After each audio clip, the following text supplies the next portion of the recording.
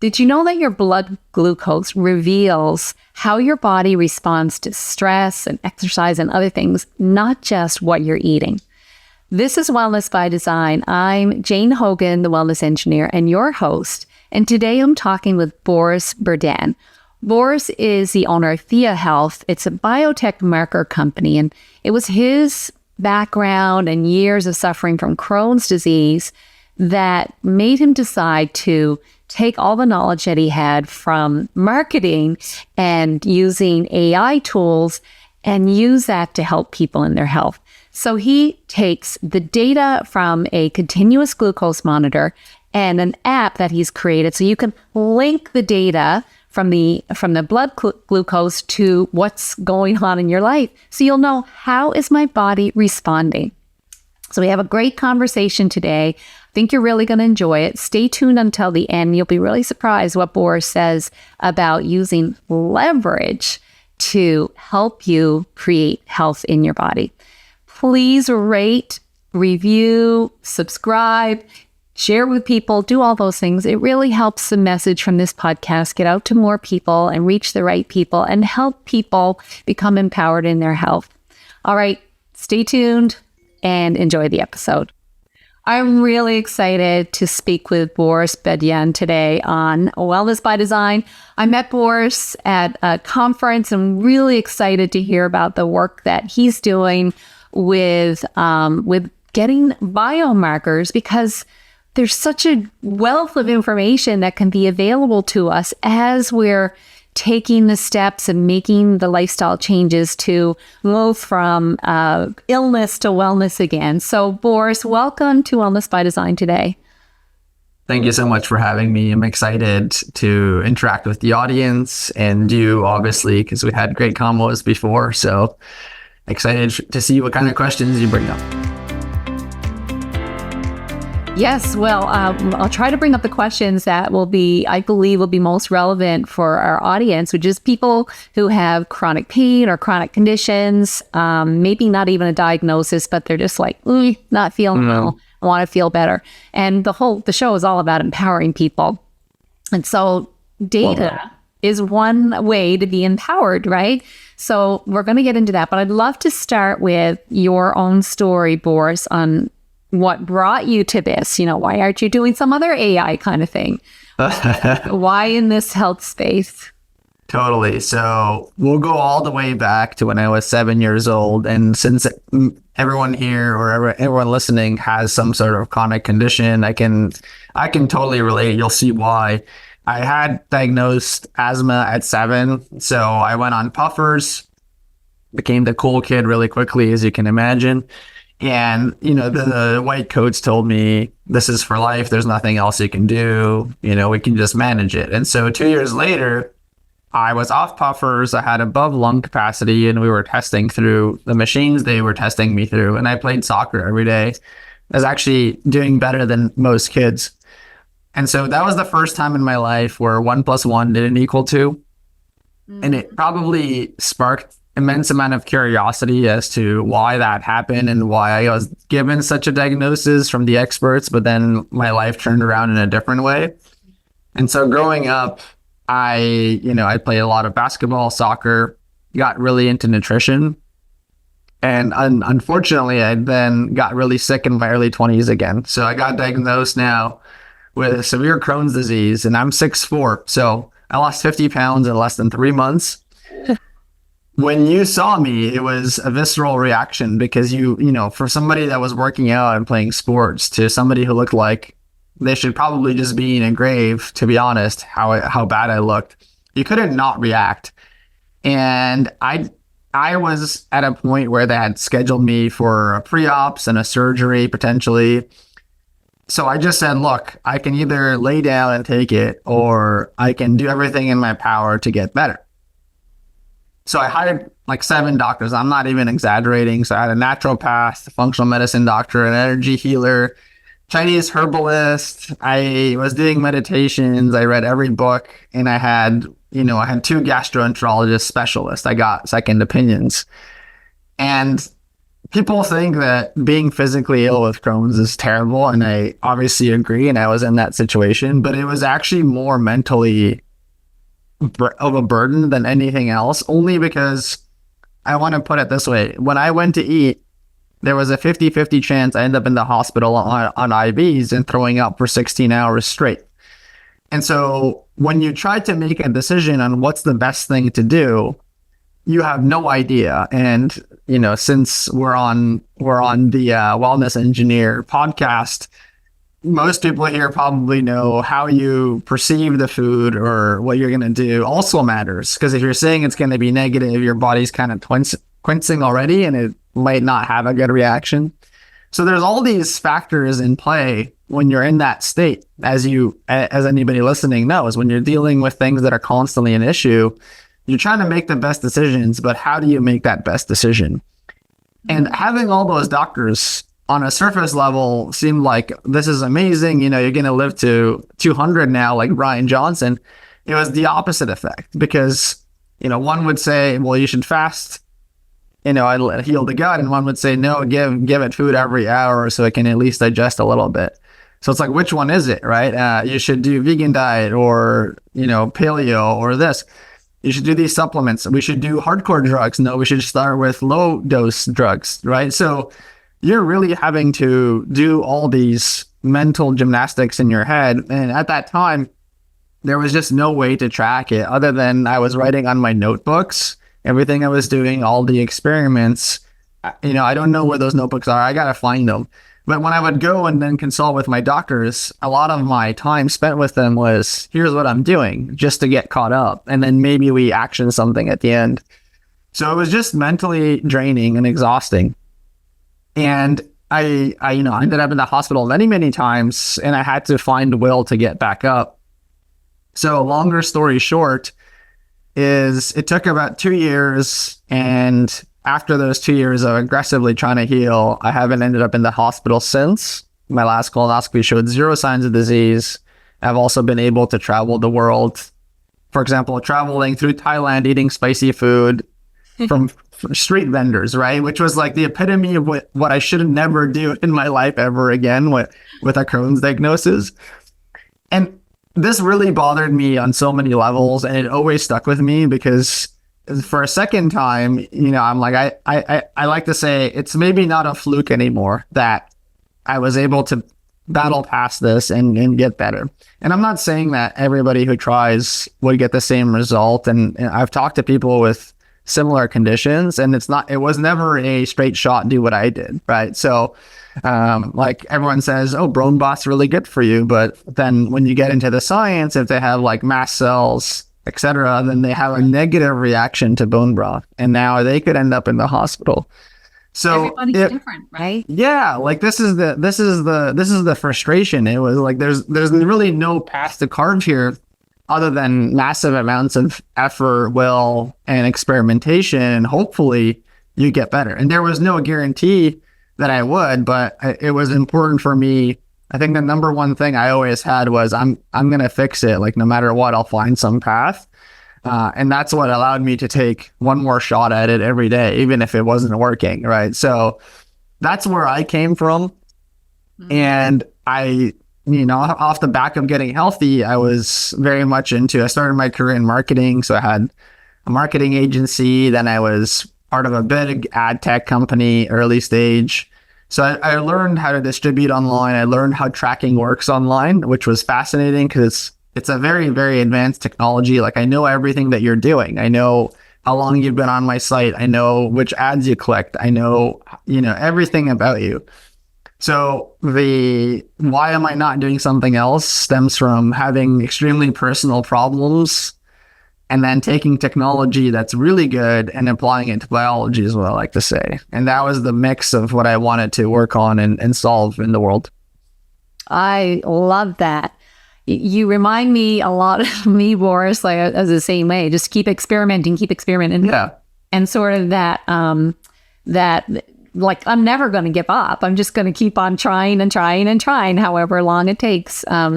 So having You sound like you mentioned notebooks. I was like that too. I used to kind of graph and chart things and keep real good records of everything. You know, what happened when I ate this, and how did I sleep then, and what happened to the joint pain, and trying to measure all of those things. But you're talking about taking measurement and data kind of to a new level. So where it's less subjective, I guess, right? It's like it's the real data because it's biomarkers from the body. Like pain is a little different because they're like, I would say my pain today on a scale of 1 to 10 is whatever. It's very subjective. And as you get, as you have less pain, you forget how bad it was. So the scale doesn't even really stay the same. I mean, it's very subjective. But you're talking about markers that aren't subjective. So let's talk a little bit about that, the kind of markers that are important and how and why they're important, how they help. Yeah, so I've done a lot of lab tests, blood work, especially when I was sick. And I want to caveat, I hate this most in the world. Like I need 7 nurses waving fans and feeding me grapes and singing songs for me and laying down to get my blood work done. I know other people faint immediately. I don't always faint. I don't think I've ever fainted, but I get extremely nauseous. And one of the things that I realized about lab work, first of all, it's great. You get a understanding of things that have probably been, if something's been wrong for a long time, it'll show. However, you can influence the results. And I'll give an extreme example. If I fast for 5 days and do my blood work, it's going to show certain markers. However, it wouldn't show that if I was eating McDonald's for the past 3 months necessarily. So in some markers it would, but if I fasted and got a lot of that out of my system, I could game it. Mm-hmm. The opposite is true. If I'm very healthy, but I ate a whole pizza, 1 or 2 nights before the lab work, it could show that maybe things are worse than they are. So the lab work and the testing, it was good. It wasn't perfect by any means because it was one point in time and maybe I slept terribly that night, right? Or I slept great. It's going to matter, right? Maybe I was very dehydrated the day before. So the biomarkers are good, but what I really wanted when I was sick was if I do something, what happened, right, in my body? That was the real trick. So I always chased, is there some way to get data always on? Not subjective, not how am I feeling every hour? Who knows, right? Somebody might have yelled at me an hour ago and now I feel bad. It has nothing to do with if I'm treating my nutrients or my environment. So the first real biomarker that matters that is now always on is glucose. So now you have continuous glucose monitors. It was really the technology that made me want to build Theia because it was impossible to build Theia without this biomarker always on. And the nice thing about glucose is it's not a vanity metric. It's directly tied to your metabolic health. And your metabolic health is literally how your body takes in energy and distributes it, right? So if that's not functioning, everything else is off. Right. And then when I found out that that's true, I used the sensors, I was testing them. It was obviously very insightful. But I quickly learned, the technology was just built for type 1 diabetics dosing drugs. So medical device company made a medical device to dose medicine. However, I'm like, well, hang on a second. This biomarker, if we tie it to what you're doing, we could correlate what's going on. And so we started testing with that and building software that can do exactly that. So now when I eat something, in the next 3 hours, I'll get a score from Theia that shows me this is how that food did, or this is how that feeling did in that moment, or this is how that meditation did. And now I don't have to guess, what am I making the right decisions? Not in every aspect, but in a lot of aspects, right? Because if our algorithms are interpreting that data and giving a score, so I have a very good understanding of was that good for me or not, and I can action things much faster and do experiments much faster and avoid the things that I know are not going to be good for me, more rapidly. So it just cuts the learning curves down significantly, if not by magnitudes of, tens or hundreds of magnitudes faster. You said something interesting there that might surprise some of the audience. And that is, you said, well, what happens to my blood glucose levels when I meditate or when, if I'm stressed?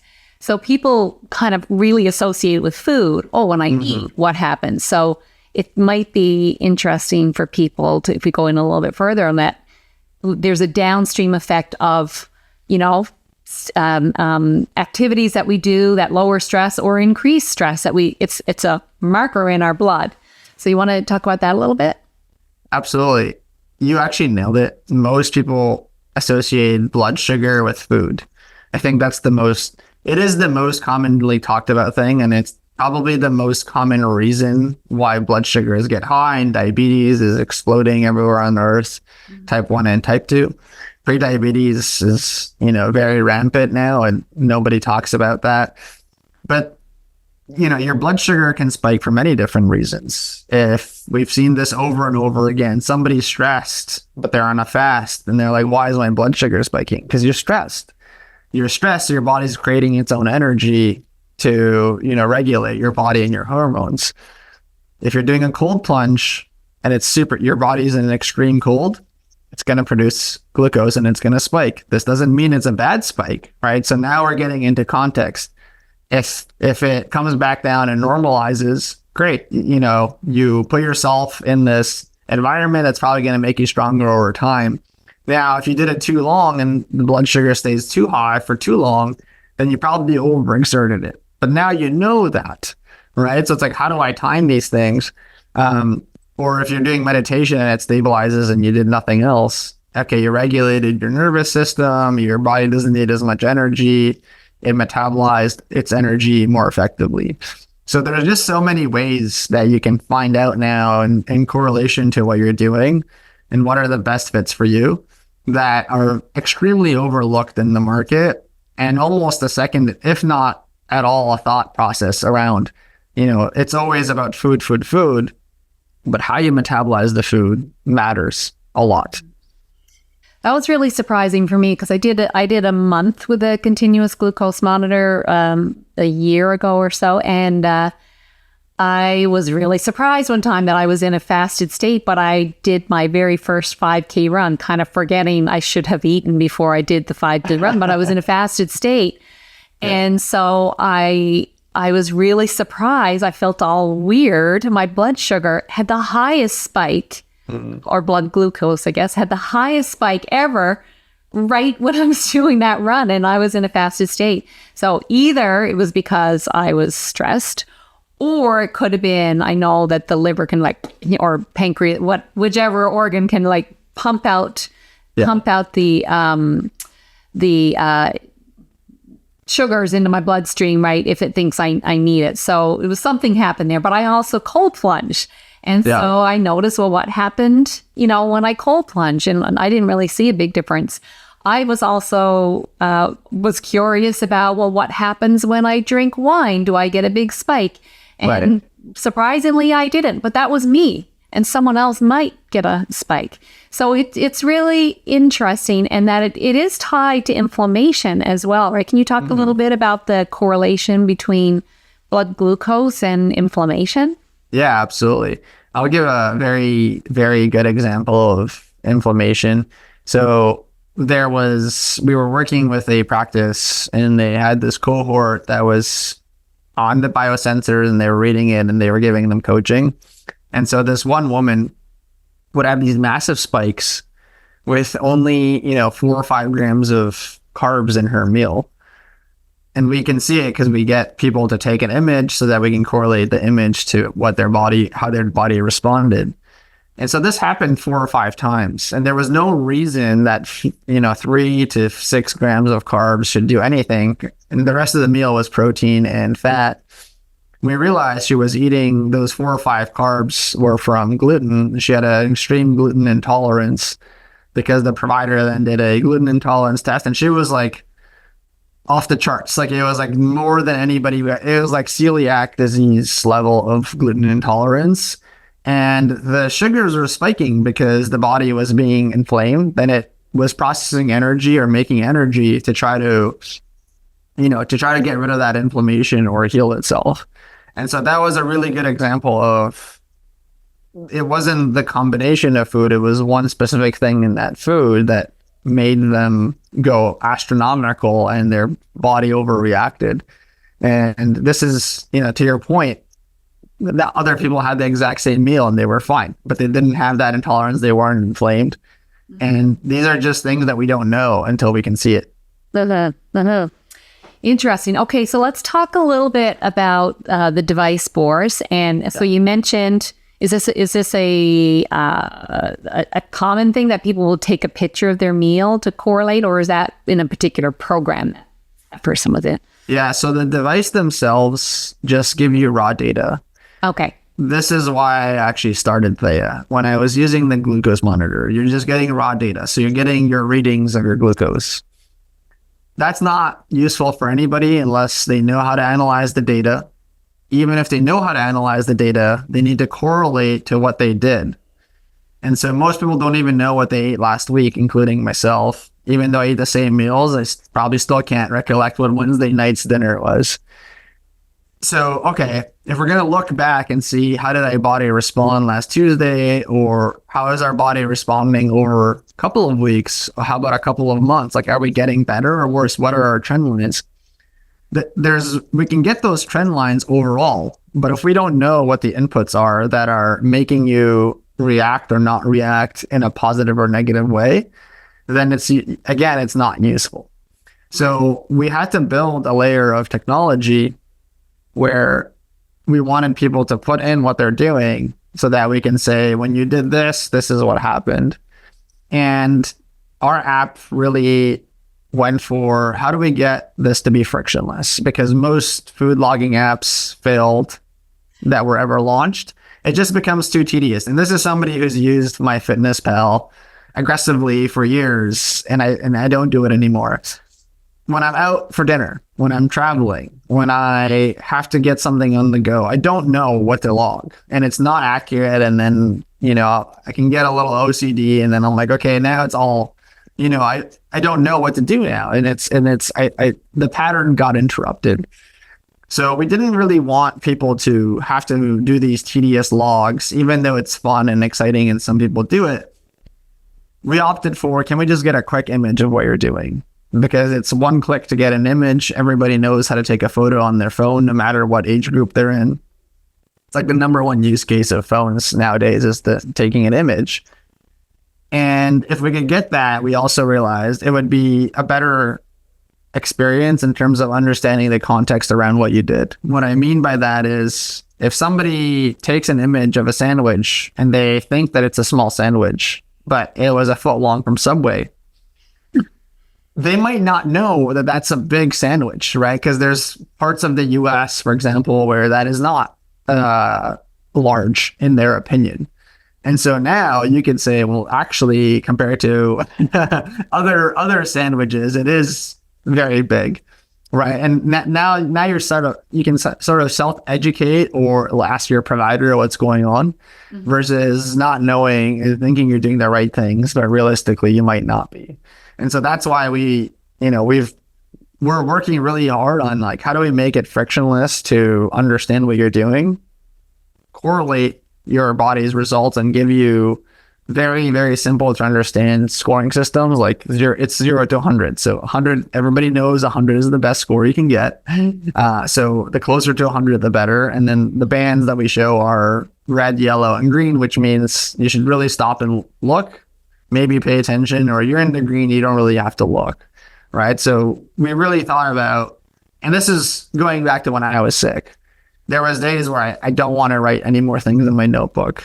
I don't want to correlate the data. I know it's important. I don't want to do it. It's very tedious.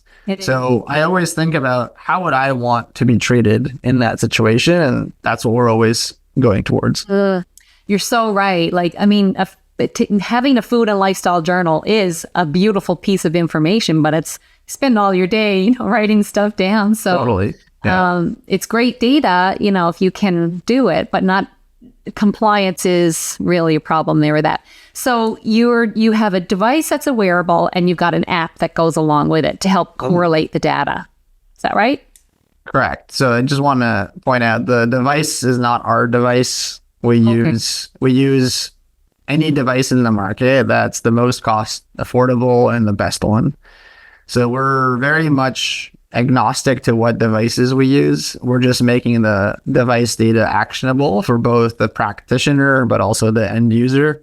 Okay. And, the nice thing about us being software in that sense is that there's going to be lots of devices coming to the markets now. And so we get to choose and test them before anybody can get them on the market. And then that way we can choose the best ones for people. Okay, I didn't realize that. Okay, so people can be using any of the CGM devices. You've got an app that's taking that data, correlating it to lifestyle, food, so on, so that people can have get meaningful information from that. Is it easy for someone to use? Do they have to work with a practitioner, or can they do this on their own? So we're a practitioner-only company. However, practitioners get their own links, so people can sign up under them. Mm-hmm. And then they can share the data with that practitioner, or they can say that they don't want to share that data with that practitioner. So we make it pretty affordable, but we don't sell directly to consumers. A lot of where we build is how do we make the data easy and intuitive for the practitioner to see so they can administer care plans faster.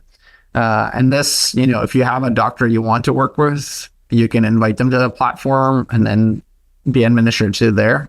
Or if you, resonate with somebody who has their own link, you can sign up under there as well. Okay, perfect. Well, I've got a link, so I will share that. Awesome. Okay, so anything else that we haven't covered, Boris, that you think would be valuable information for people to know? Yeah. In terms of how to use technology and actioning your body's data, I just want to say that was the number one problem I had especially with chronic pains. So whatever resonates with you, I would go after in the marketplace, because it'll just cut down learning curve so much. Mm-hmm. That's my main takeaway. Yeah. And speed up healing, which is 100%. Yeah, exactly. What we want, right? Okay, so this podcast is all about empowering people, and I'm all about taking the baby steps, right? What's something, one thing, and then building on baby steps. So I always ask my guests, what's one baby step someone could take today that's going to switch their body over into healing mode? What would you say, Boris? This might sound counterintuitive given that I have a tech company. However, I would say you need to find leverage, in whatever way possible. I used to think that leverage in one way was better than another one. So what I mean by that is you need to want to get better so aggressively that you'll do anything to get better. And so, okay, that's nice to say, right? So people say, oh, you need to believe in yourself. But how do you believe in yourself? And I think the answer is leverage. So when I was really sick, as a, end of one example, I always wanted to build businesses and travel the world. And so when I was sick, that was not possible. Like, it was just like I can end up in the hospital anywhere. And if I'm in Europe and I'm in the hospital, what does that look like? Or if I'm on a plane and need to go to the hospital, I can't. Right. So these decisions were very, very hard to make.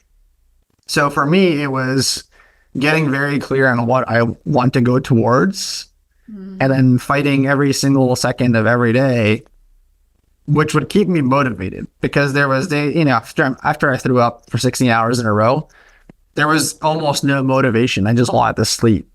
But then the day after that, I'm like, okay, let's remember why we made those decisions. It might have been the wrong one, but we got one step closer to where we want to go. So that's why I say find leverage. I actually don't think it matters how you be mad at your former self. That's a negative way to think about it. But I think if you can get momentum, it'll help. And then you can kind of reframe that.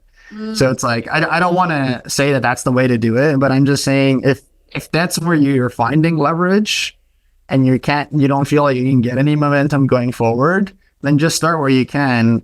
And you'll, as you're healing and as you're thinking about things and doing more experiments, you'll start feeling better about yourself and start thinking in a more positive frame. Mm-hmm. So that's why I say it's a little counterintuitive, but I think everybody needs to get there to do all the things they need to get healthy. I love that. The first step in my process is it's got the acronym design, but the first step is desire. Yeah. And creating that vision of, because, you can't just say, well, I want to be out of pain. No, it's not that. It's like, right. What do you want to do? What is it stopping you from doing now? Or for you, right. What was the Crohn stopping you from doing that was, on your heart that you wanted to do? Because that type of intrinsic motivation will keep you going. And also just even visualizing it, I think helps your brain kind of come on board, and who knows what else we're activating in terms of energy around us and so on. Totally.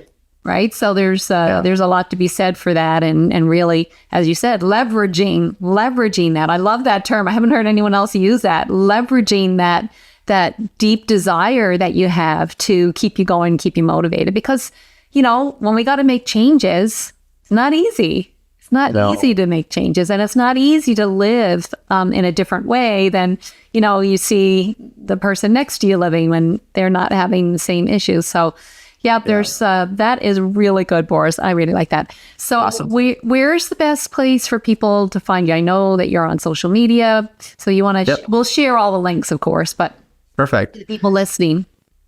Yeah, so you can engage with me personally on Instagram. It's at Boris Berjan. BorisBerjan. Same thing with Twitter. You can follow Theia if you like as well. We share a lot of stories and people who are using the tech, so you can explore that. And that's at TheiaHealth.ai on Instagram. Okay. Those will be the best places because that's where I post the most and share those stories. Perfect. We'll share those links, and so people can follow you and learn a little bit more. And I'm just really, really pleased that you are here today and kind of sharing this different aspect and this data that can really help people on their path to healing. So thank you so much for for being here today, and also just for the great work that you're doing in the world, Boris. Thank you for having me. And echoing back what you said, you're out there healing people and helping them get better. And without people like you, I would have never gotten better. I needed all the help that I could get. And so I always say thank you so much, because, I wouldn't be where I am without practitioners such as yourself. Well, I think both of us, it's about empowering the person, right? Because ultimately the person is the one that gets themselves healed. So totally. Thank you so much, Boris. And thank you to everyone watching, listening today. And if you know someone that could benefit from this, please share this podcast with them. You could be changing their life. So I'll see you again soon on Wellness by Design.